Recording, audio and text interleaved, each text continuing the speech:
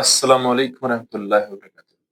अक्सर ख़वातीन को हम देखते हैं कि हमल के दौरान शुगर हो जाती है। इसकी 3 बड़ी वजूहात हैं। एक तो वो ख़वातीन हैं जो पहले से मोटी हैं, मोटापा है और जब वो प्रेग्नेंट होती हैं तो उनकी शुगर लेवल जो है उनका हाई हो जाता है। उनको इंसुलिन रेज़िस्टेंस का मसला होता है। और एक वो ख़वातीन जो जब हमल होता है, पहले नॉर्मल उनका वेट होता है, लेकिन जब हमल होता है, हमल के दौरान उनका वेट बढ़ जाता है। हमल के दौरान वेट बढ़ने की वजह से भी उनका शुगर लेवल जो है वो बढ़ जाता है।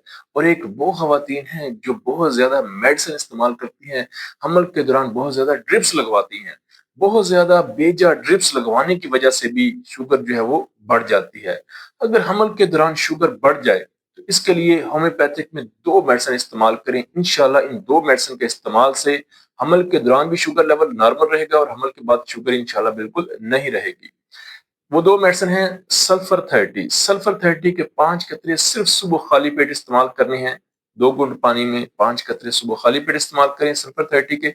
और दूसरी मेडिसिन है सिज़िजियम मदर टिंक्चर, सिज़िजियम क्यू।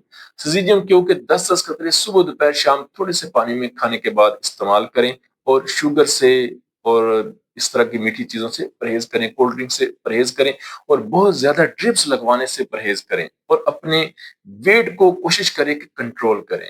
अपनी डाइट का ख़्याल रखें। अपनी दुआ में याद रखिएगा होम्योपैथिक डॉक्टर मोहम्मद अकील सैफी।